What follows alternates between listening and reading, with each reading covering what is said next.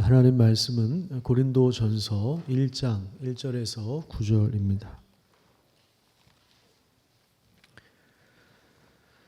신약성경 262페이지입니다. 고린도전서 1장 1절에서 9절까지 말씀을 제가 읽도록 하겠습니다.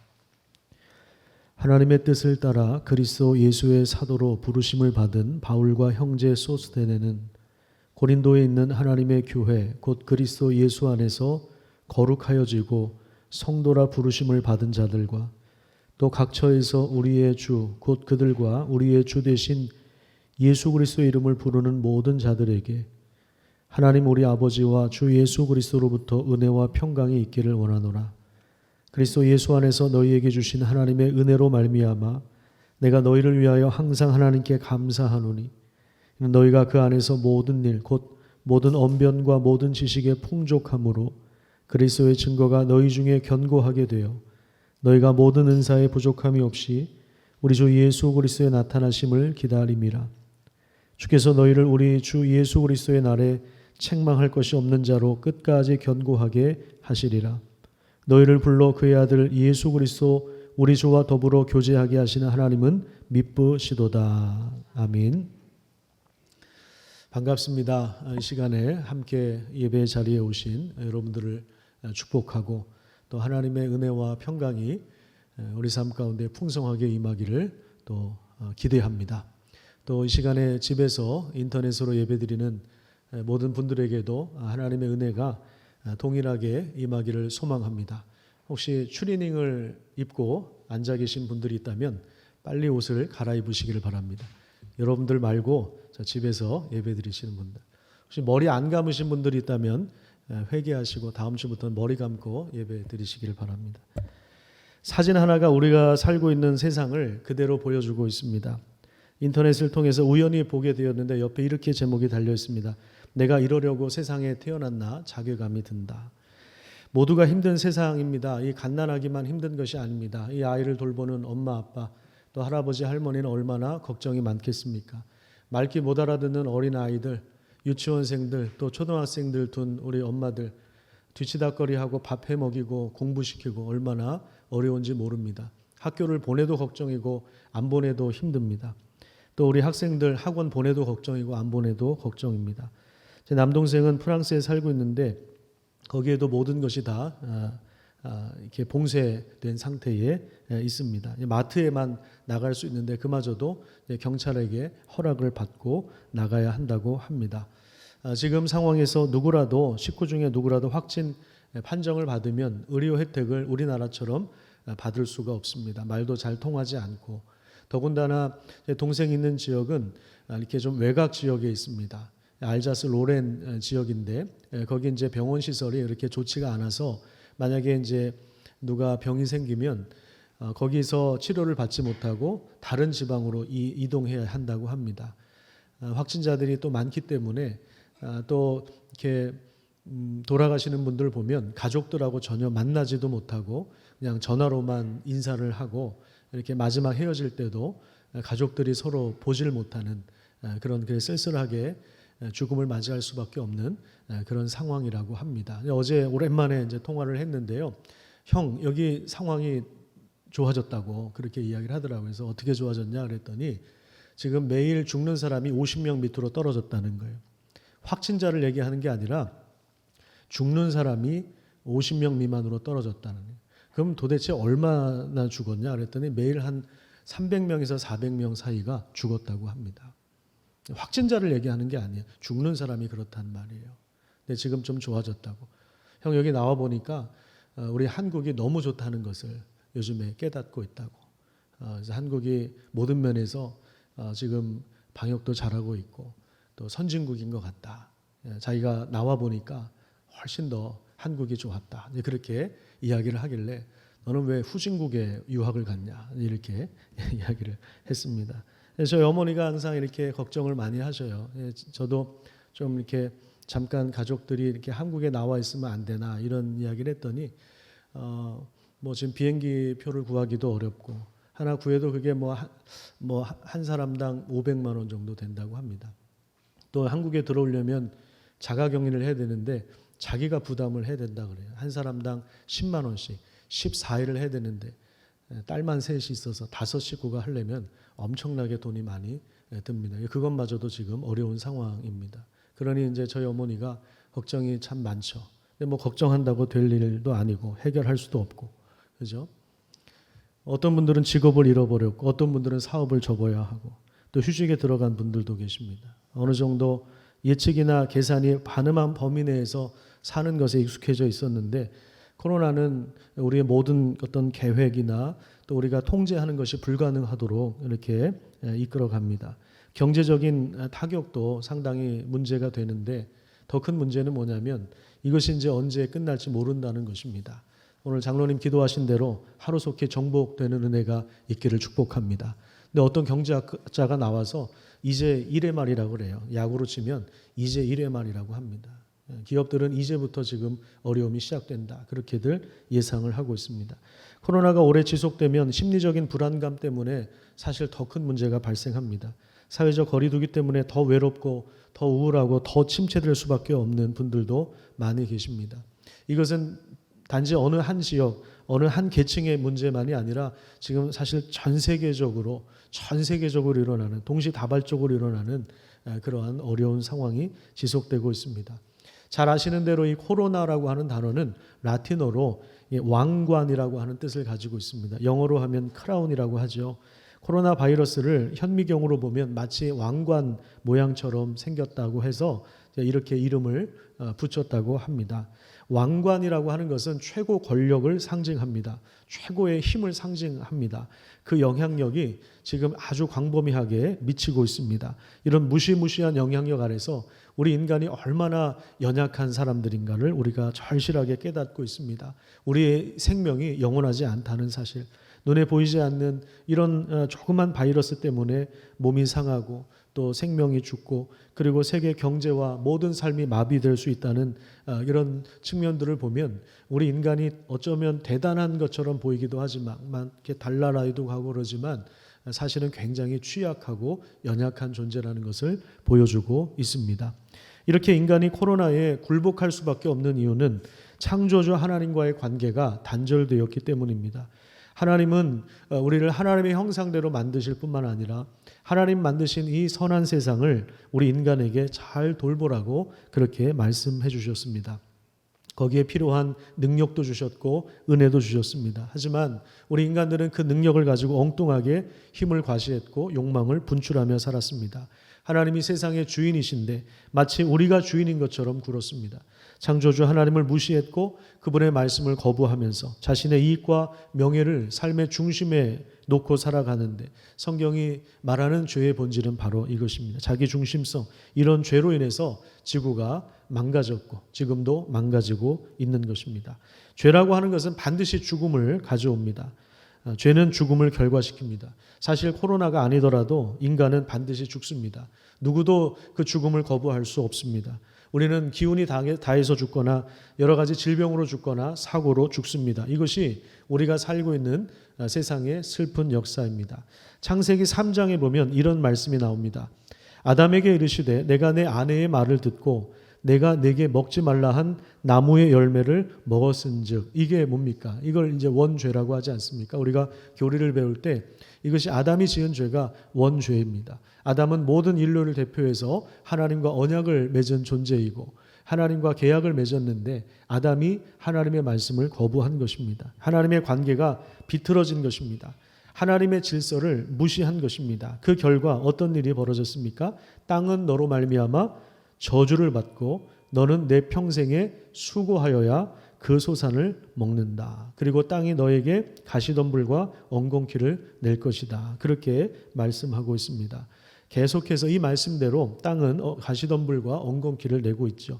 세계 역사를 돌아보면 전염병은 계속해서 반복되었습니다. 홍수와 각종 질병과 자연재해와 여러 가지 바이러스가 끊임없이 땅에서 발생하고 이것은 인간들을 위협하기도 하고 생명을 뺏어가기도 하고 많은 고통을 주고 있는 것입니다.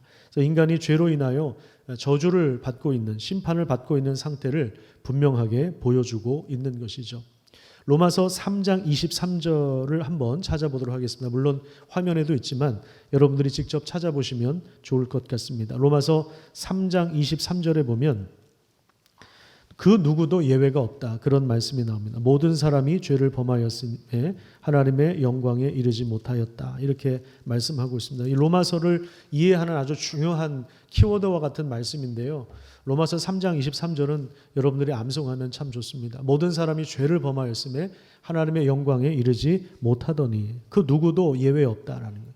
누구도 예외 없이 죄의 영향력 아래 있다라고 하는 것입니다. 코로나가 미치는 이 광범위한 영향력 아래서 여기서 자유로운 사람이 없는 것처럼 모든 사람이 죄를 지었고 그 결과 모든 사람이 하나님의 영광에 이르지 못했다고 말씀하고 있습니다. 그럼 여기서 이제 하나님의 영광에 이르지 못했다, 이건 이제 무슨 말이냐 하면 로마서 8장 20절을 찾아보겠습니다.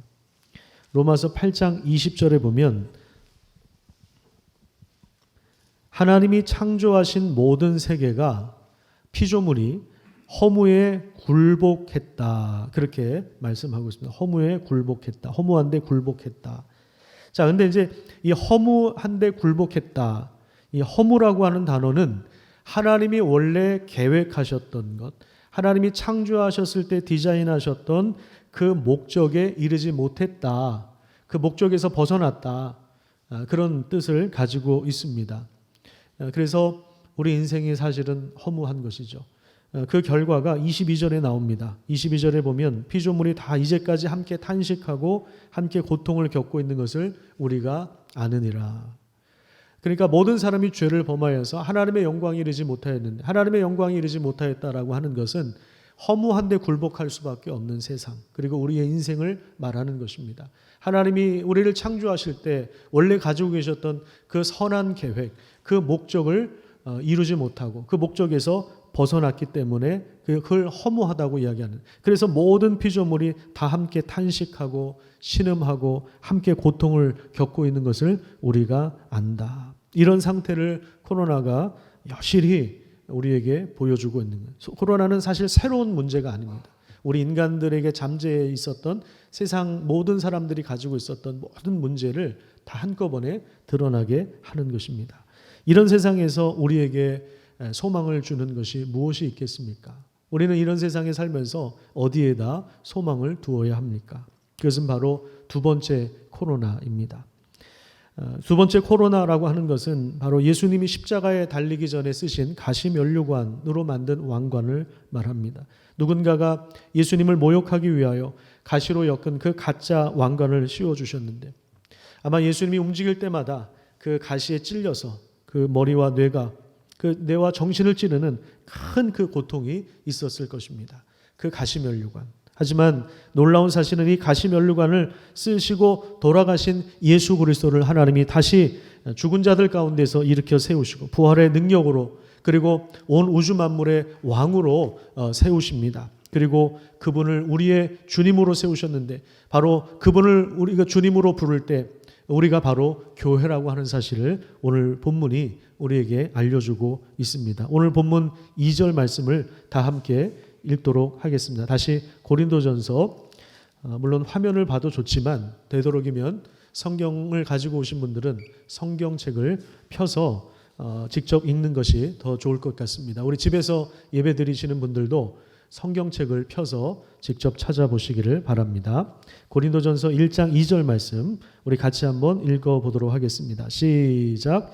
고린도에 있는 하나님의 교회 곧 그리스도 예수 안에서 거룩하여지고 성도라 부르심을 받은 자들과 또 각 처에서 우리의 주 곧 그들과 우리의 주 되신 예수 그리스도의 이름을 부르는 모든 자들에게, 바울이 하나님의 지혜라고 할 수 있는 예수 그리스도의 십자가 복음을 전했을 때 이 십자가 복음을 믿는 사람들이 생겨났습니다.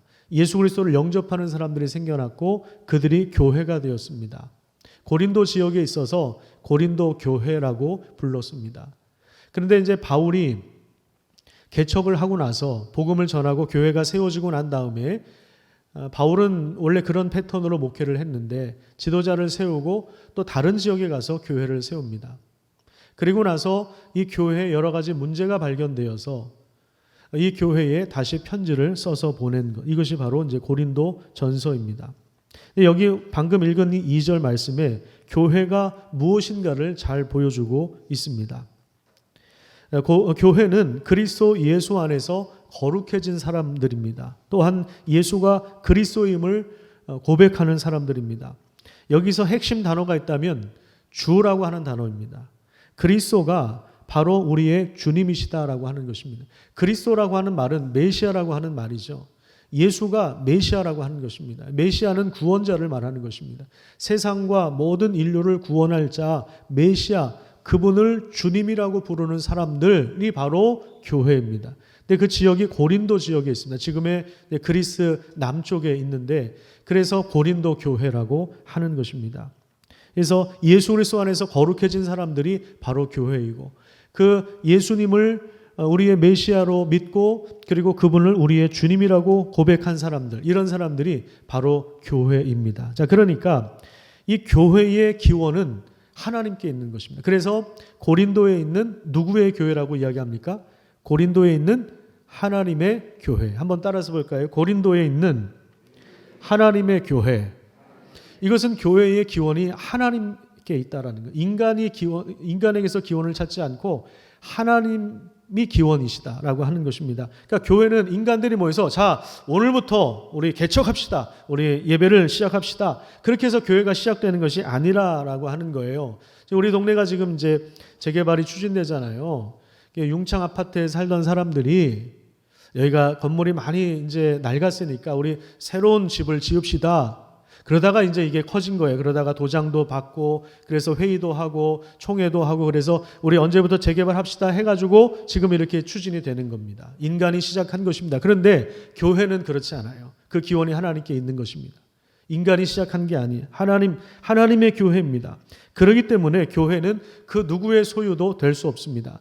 교회는 담임 목사의 것도 아니고 장로들의 것도 아닙니다. 헌금을 많이 하거나 봉사를 많이 한 성도가 이 교회가 내 교회다 이렇게 주장할 수가 없습니다. 왜냐하면 교회는 그 기원이 하나님의 것이기 때문에 그렇습니다.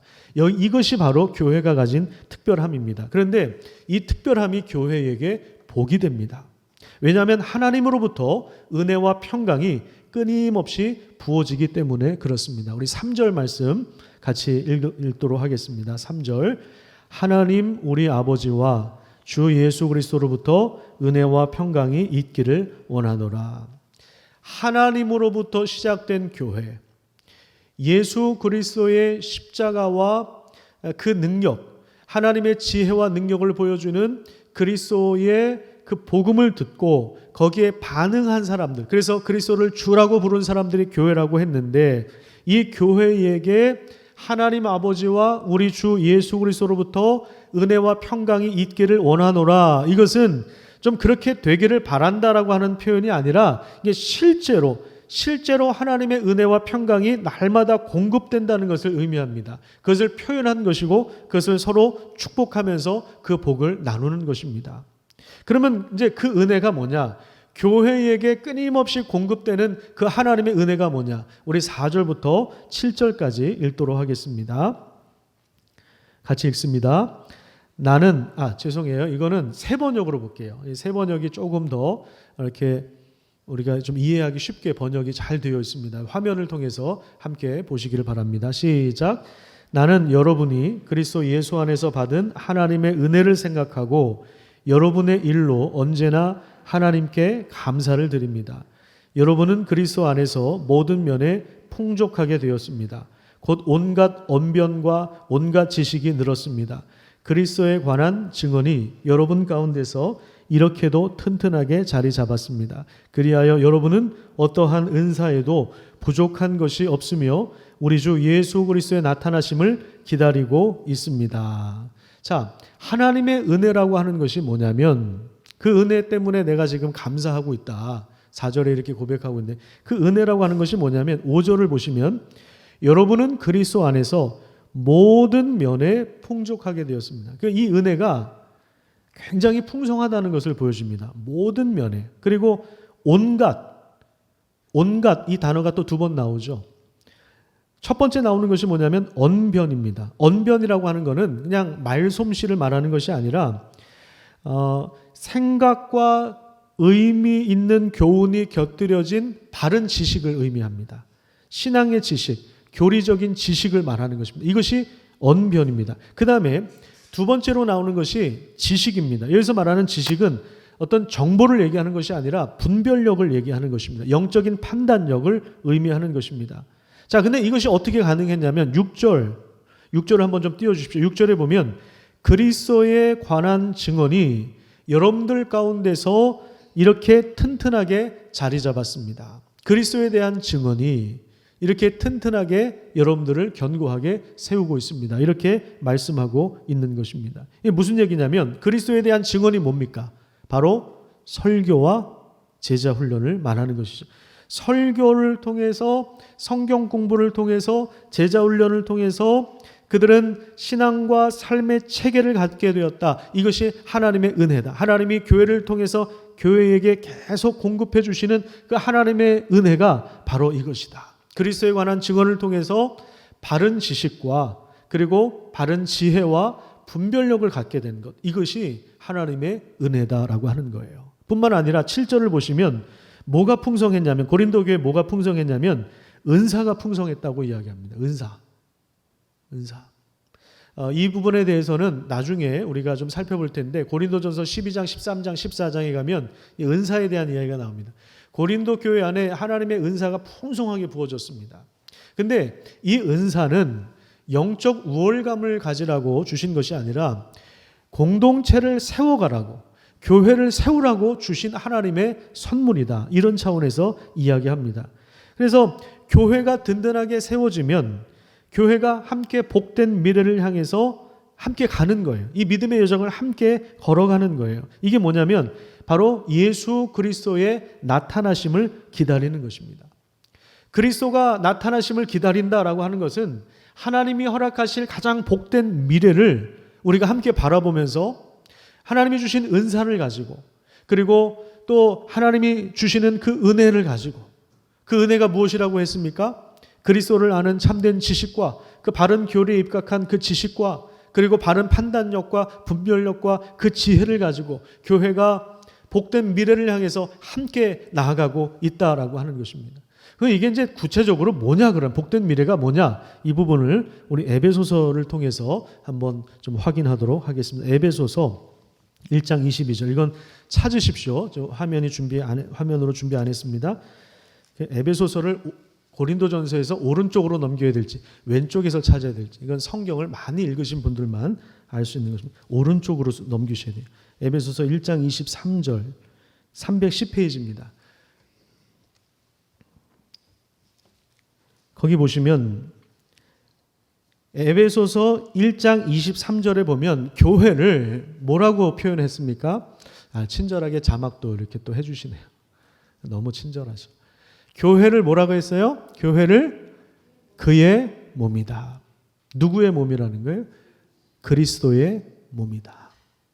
교회가 그리스도의 몸. 여기서 우리가 몸된 교회, 그리스도의 몸, 주님의 몸된 교회 이렇게 이야기하잖아요. 교회는 그리스도의 몸이다. 그런데 그 그리스도가 어떤 분이시냐?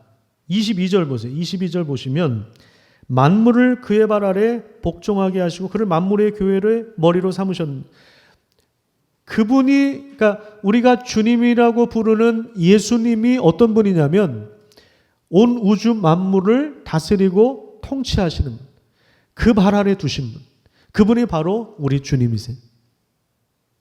얼마나 다행입니까? 얼마나 은혜입니까?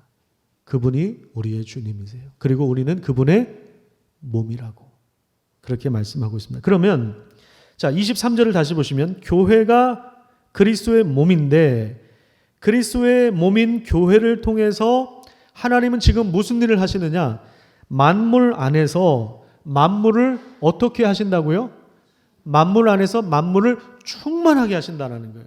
그러면 충만하게 한다는 건 무슨 말입니까? 곧 비어있다는 것을 의미하겠죠. 비어있다. 아까 이 개념이 로마서 8장 20절에서 본 바와 같이 허무라고 하는 단어, 하나님이 창조하실 때 계획하셨던 그 목적에서 벗어나서 이게 허무라고 하는데, 허무하기 때문에 마치 이렇게 속이 텅 빈 것 같은, 그럼 비어있는, 세상이 우주 만물이 비어있는 그 상태에서 하나님이 충만하게 하신다라는 거예요. 그 비어있는 것을 채워가신다라고 하는 거예요. 누구를 통해서? 교회를 통해서. 교회의 머리 대신 예수 그리스도를 따르는 교회를 통해서 만물을 충만하게 하신다라고 하는 것입니다. 이것이 교회가 가진 사명이며 특별함입니다. 자, 이게 좀 이해가 되지 않으시면 로마서 8장 17절을 한번 찾아봅시다. 로마서 8장 17절. 지금 제가 얌전하게 얘기하지만 되게 엄청난 이야기를 하고 있는 것입니다. 엄청난 이야기를 엄청나게 해야 되는데 얌전하게 하고 있다는 것을 인식하고 좀 받아들이셨으면 좋겠습니다. 로마서 8장 17절에 보시면 16절부터 보겠습니다. 거기 보면 성령이 친히 우리의 영과 더불어 우리가 누구라고 증언한다고요? 우리 안에 계신 성령께서 우리가 하나님의 자녀라고 알려주시는 거예요. 너는 특별한 존재야. 하나님의 자녀야. 근데 하나님의 자녀 어떤 사람들이냐면 17절에 보면 자녀이면 또한 뭐라고요? 상속자. 하나님의 상속자. 근데 누구와 함께 그 상속을 받는다고 이야기합니까? 그리스도와 함께. 그리스도와 연합된 교회가, 믿음으로 그의 죽으심과 부활에 참여하여 연합된 교회가 무엇을 상속받냐면 하나님의 나라를 상속받는다는 그런 얘기예요. 하나님의 나라가 뭡니까? 하나님이 창조하신 모든 우주 만물 아닙니까? 죄가 사라진, 그래서 새 하늘과 새 땅이 된, 죄와 모든 바이러스와 모든 가시덤불과 엉겅퀴와 이런 모든 악한 것이, 모든 암병과 이런 질병과 우울증과 이런 병들이 다 벗겨진 상태로 완전히 회복된, 눈물과 죄와 사망과 고통이 없는, 상처가 없는 완전히 회복된 그 우주 만물, 하나님 나라, 완성된 하나님 나라를 우리에게 뭐 하신다고요? 우리를 상속해 주신다. 그래서 우리가 그와 함께 나중에 영광을 받기 위하여 뭘 받고 있다고요? 지금 고난을 받고 있다. 그래서 18절에 보면 생각하건대 현재의 고난은, 우리가 지금 당하는 고난은 장차 우리에게 나타날 영광과 비교할 수 있다 없다? 비교할 수 없을 정도로 큰 영광이다 라고 말씀하고 있는 것입니다. 이것이 이제 교회에게 주신 특별함이며 교회가 가지고 있는 사명이에요. 만물 안에서 만물을 충만하게 채워가는 사람들이 바로 우리 교회입니다. 이 교회를 하나님이 사랑하시고 교회에게 끊임없이 은혜와 평강을 부어주시는 것입니다. 그래서 예수 그리스도가 나타나신다라고 하는 것, 다시 오늘 본문으로 돌아와서, 오늘 좀 정신이 하나도 없네요. 왔다 갔다 하고 자꾸 이렇게 해야 돼요. 그래야 치매가 안 와요. 자꾸 막 성경도 찾고 암송도 하고 막 필사도 하고. 필사는 어떻게 하시는 건지 알죠? 필사적으로 하는 게 필사예요. 죄송합니다. 썰렁한 얘기. 필사적으로 벌써 필사를 다 해오신 분들이 계시더라고요. 20일까지 제출하라 했는데 먼저 하신 분들은 또 한 번 하시기 바랍니다. 자, 고린도전서 1장 7절을 보세요. 거기 보면 너희가 모든 은사에 부족함이 없이 우리 주 예수 그리스도의 무엇을 기다린다고? 나타나심을 기다린다. 그리고 8절에 보면 우리 주 예수 그리스도의 날에, 이게 예수님 다시 오실 때를 말하는 거예요. 예수님 다시 오실 때. 그러니까 예수님이 다시 오신다, 예수님이 나타나신다라고 하는 것은 재림하셔서 다시 오셔서 이 깨어지고 뒤틀리고 망가진 것을 완전히 치유하고 회복하실 것을 말하는 것입니다. 첫 번째 이 코로나로 인해서 망가진 세상을, 두 번째 코로나, 즉 가시 면류관을 쓰신 분이 만왕의 왕이 되어서 모든 죄와 악을 심판하시고 이 땅을 정결하게 하셔서 완전한 하나님 나라를 가져오시는 것입니다. 이것이 바로 교회가 지향하는 최종적인 비전입니다. 우리는 이 비전을 바라보고 이 비전을 따라가는 사람들입니다. 물론 우리에게 여전히 고통이 있고 아픔이 있지만 그럼에도 불구하고 장차 나타날 영광이, 지금 우리가 당하는 고난, 그 영광에 비하면 비교할 수 없을 정도로 작은 것이기 때문에 우리가 고난을 감수할 수 있는 것이죠. 그래서 우리가 이 고난을 감수하면서 하나님이 교회를 통해서 이루어 가시고자 하는, 그리고 완성하실 그 놀라운 그 비전을 우리가 함께 바라보는 것입니다. 사실 한번 생각해 보세요. 코로나 바이러스든 암이든 우울증이든 경제적 어려움이든 자연재해든 사고든 또 사춘기든 이거 안 없어져요. 안 없어집니다. 주님 오실 때까지 이건 해결될 문제가 아닙니다. 코로나가 종식되면 또 다른 바이러스가 언젠가 오겠죠. 그게 역사에서 보여주는 거 아닙니까? 주기적으로 오는 거예요. 주기적으로. 예수님 다시 오시기 전까지는 해결되지 않아요. 인간이 하나님이 주신 지혜로 약을 개발하고 또 하나님의 은혜로 해도 신종 질병이 또 생기잖아요. 또 생기잖아요. 그래서 병원 가보세요. 사람들로 넘쳐나죠. 항상 보면 사람들로 넘쳐나잖아요. 요즘에 이렇게 재활병원 신방을 가보면요, 우리 목사님들도 느끼셨지만 어르신들만 있지 않아요. 재활치료하는 분들, 젊은 사람들도 얼마나 많은지 몰라요. 얼마나 많은 질병을 안고 살아가는지 몰라요. 이거 다 해결되지 않아요. 해결되지 않습니다. 죄송하지만 이거 다 해결될 문제가 아닙니다. 고통을 안고 가야 합니다. 그런데 우리는 예수님 다시 오실 때 이것이 해결된다는 것을 믿는 사람들입니다. 지금 고린도 교회도 마찬가지예요. 지금 오늘 우리가 읽은 이 본문 9절까지만 보면 되게 분위기 좋아요. 그런데 고린도 교회는 사실 굉장히 많은 문제와 아픔을 안고 있었어요. 그건 이제 다음 주부터 이제 하나씩 살펴볼 겁니다. 마치 이렇게 폭탄을 안고 있는 것처럼 이미 뭐 터진 것도 있고 언제 주례를 밟아서 터질지 모르는 그런 상황. 고린도 교회 많은 문제를 안고 있었어요.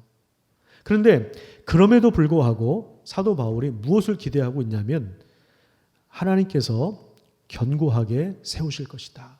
자, 8절과 9절 말씀 우리 같이 한번 읽어보도록 하겠습니다. 8절과 9절 말씀 시작.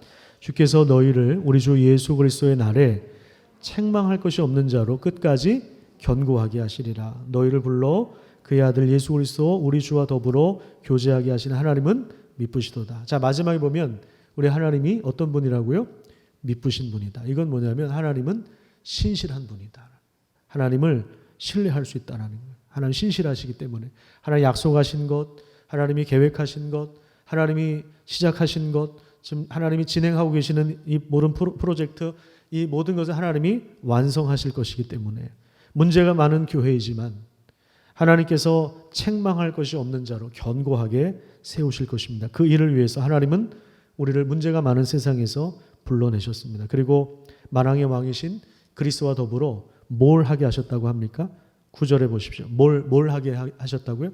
교제하게 하셨다는 게 교제. 교제라고 하는 건 뭐냐면 과거와 현재를 이어주는 현재의 복된 만남이라고 할 수 있습니다. 이 말씀을 통해서, 은사를 통해서, 성도를 돕고 섬기는 일들을 통해서 하나님은 이미 이루어 놓으신 이 구원의 역사를 지금 현재에도 펼쳐가고 계시고 장차 그 구원을 완성하실 것입니다. 그래서 우리는 이 땅에서 고난을 완전하게 해결한 사람들이 아니라 우리를 위하여 가시면류관을 쓰고 고난을 당하신 하나님을 신뢰하고 사랑하는 사람들이라는 사실을 기억하시기를 축복합니다. 그리고 예수님이 그 고난 가운데 직접 몸을 입고 오신 것입니다. 우리를 사랑하신다는 증거입니다. 그냥 하늘에서 바이러스를 없애주시는 것이 아니라 바이러스가 있는 세상으로 오신 성육신하신 것이죠. 죄와 악과 고통이 있는 세상에서 직접 그 죄를 온몸으로 겪으신 것입니다. 온몸으로 겪으신 거예요. 어떤 분이 그런 해석을 하시더라고요. 그 가시면류관, 생각해 보세요. 가시가 한두 개가 아니라 머리를 둘러싸고 왕관처럼 쓴 이 가시면류관이 이게 얼마나 힘들겠어요. 이런 가시 하나만 박혀도 신경 쓰이는데, 가시 하나만 박혀도 내가 좀 졸리니까 나중에 자고 일어나서 빼겠다 그럴 수 있어요. 이거 하나 들어가도 얼마나 신경 씁니까? 근데 그 가시나무로 엮어서 그 가시로 만든 면류관, 할 때 그래서 머리에서부터 막 피가 나고 이걸 이제 어떤 분이 이렇게 해석하시더라고요. 우리 인간이 머리로 생각으로 짓는 죄 때문에 예수님 고통을 당하셨다. 그 가시면류관을 쓰신 예수 그리스도 두 번째 왕관이라고 할 수 있는 가시면류관을 쓰고 직접 그 죄와 악한 것에 참여하셔서 가장 억울한 재판 과정을 통해서 예수님은 우리를 대신해서 죽으신 것입니다. 하늘에서 무슨 표 몇 장 던져준 게 아니라 구원의 표를 던져준 게 아니라 직접 오신 것입니다. 그것이 우리를 사랑하신다는 그런 증거죠. 가장 강력한 증거입니다. 그렇기 때문에 여전히 아픈 세상 속에서 문제가 많은 세상 속에서 두 번째 왕관을 쓰고 우리를 대신해서 고난당하신 하지만 부활하신 그리스도를 바라보고 하나님의 이름을 부르는 사람들이 되시기를 축복합니다. 이런 사람들이 바로 그리스도인이고 교회입니다. 우리 가운데 이 고통이 여전히 지속될 수 있지만 하지만 이 고통보다도 훨씬 더 영광스러운 장차 우리에게 주어질 그 엄청난 하나님의 기업을 우리가 기대하고 또 소망하는 가운데 이 고난의 시기를 믿음으로 인내하면서 잘 버티시기를 축복합니다. 기도하겠습니다. 하나님께서 교회를 얼마나 사랑하시는지 문제가 많은 세상에서 때로는 교회도 많은 문제와 아픔과 상처를 가지고 있지만 하나님이 교회를 사랑하셔서 많은 은혜도 주시고 또 평강도 주시고 은사도 주셔서 그리스도를 깨닫고 그리스도를 통해서 바른 판단력과 분별력을 가지고 또 이 문제가 많은 세상에서 만물 안에서 만물을 충만하게 하시는 뻥 뚫려 있는 것처럼 허무한 세상을 하나님의 임재와 하나님의 능력과 하나님의 말씀으로 하나님의 정의로 채워가시는 그 놀라운 섭리를 따라서 우리 인생이 이 하나님의 비전에 동참할 수 있는 고난 가운데서도 여전히 이 비전에 동참하며 살아갈 수 있도록 하나님께서 우리에게 믿음을 더하여 주시옵소서.